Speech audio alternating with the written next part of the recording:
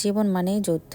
জীবন সহজ নয়, তবে ধৈর্য রাখলে কঠিন জীবনও সুন্দর হয়ে যায়। হ্যালো ভিউয়ার্স, আসসালামু আলাইকুম। আপনারা সবাই কেমন আছেন? তো এই তো সকাল থেকে শুরু করে দিয়েছি ভিডিও করা। তো আজকে হচ্ছে ঘুম থেকে উঠে আমি আর আজকে চুলা জ্বালাইনি। এদিকে হালিমাসি ঘুম থেকে উঠে এসে হচ্ছে ভাত বসিয়ে দিয়েছে, আর আমি হচ্ছে রাতে কিছু তরকারি ছিল, ওই তরকারি দিয়ে হচ্ছে এই তো মেয়েকে ভাত খাইয়ে নিলাম। আর এদিকে আমার ছেলের বাবা এখনো ঘুম থেকে উঠেনি, তার সঙ্গে আমার শাশুড়ি আম্মা। তো আমি মেয়েকে হচ্ছে তো পরিষ্কার করে ওকে হচ্ছে খাওয়াই নিয়ে চলে গেলাম স্কুলে। ওকে বসিয়ে দিয়ে আসতেছিলাম, এমন সময় বলতেছিল, আম্মু তুমি একটু থাকো কিছু সময় ধরে, কারণ হচ্ছে আমার বড় যা থাকে ওখানে ওনার ছেলের সঙ্গে, তাই জন্য হচ্ছে ও আমাকেও বলতেছিল থাকার জন্য। তো ওকে অনেক করে বুঝিয়ে বললাম যে আমার থাকা সম্ভব না, যেহেতু হচ্ছে পুরো একটা পরিবার আমার উপরেই হচ্ছে ডিপেন্ডেন্ট করে, কারণ আমি বাসায় এসে আমার শাশুড়ি আমার টেক কেয়ার প্লাস হচ্ছে সংসারের সব দায়িত্ব কর্তব্য পালন করতে হয়, রান্নাবান্না থেকে শুরু করে অনেক কিছুই। তো যাই হোক, সেগুলো হয়তো বা আপনারা আমার ব্লগে দেখতেই পান। তো এদিক দিয়ে হচ্ছে আবার আমি যেহেতু আজকে চা বানিয়েও যাইনি, মাসিকে হচ্ছে একটু নাস্তা দিয়ে গিয়েছি ওনাকে খাওয়ার জন্য। তো বাসায় এসে দেখে উনি খাইনি আমাকে রেখে। তো যাই হোক, এটাই আর কি ভালোবাসা।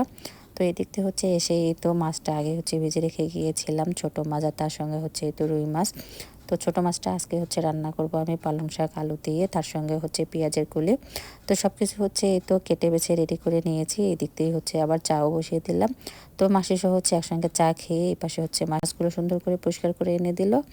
আর এদিক দিয়ে হচ্ছে আমি হাতে মাখিয়ে বসিয়ে দিলাম। এর অবশ্য ছোট্ট একটা রিলস দেওয়া আছে আমার পেজে, আপনারা চাইলে রেসিপিটা হচ্ছে দেখে নিতে পারেন। তো আমার এই রান্নাবান্নাগুলো আজকে কেমন লাগলো অবশ্যই একটু কমেন্টসে জানাবেন। আর আমি কিন্তু হচ্ছে রোদ্রে বসে রান্না করতেছি, শীতের দিনে হচ্ছে উঠোনে আমার রান্না করতে অনেক অনেক ভালো লাগতেছে।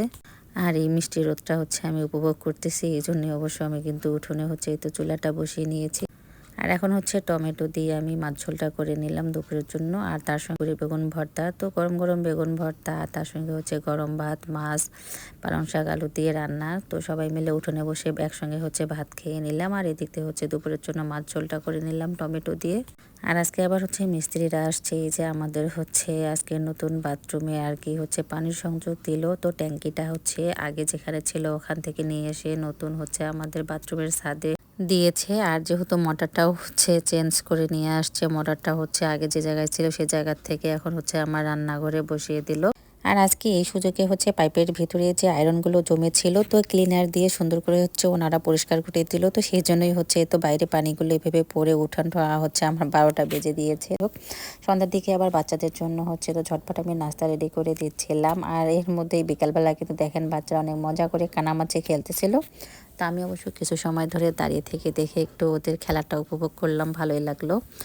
আর সে হচ্ছে এই তো আমি ঝটপট যাদের জন্য একটু তেল পিঠা বানিয়ে দিলাম। তো আজকের ব্লগ ভিডিওটা এখানেই শেষ করলাম। আমার পুরো ভিডিওটা দেখে আপনাদের কেমন লাগলো অবশ্যই একটু কমেন্টসে জানাবেন। ভালো লেগে থাকলে অবশ্যই লাইক কমেন্ট শেয়ার করে পাশে থাকবেন। আল্লাহ হাফেজ।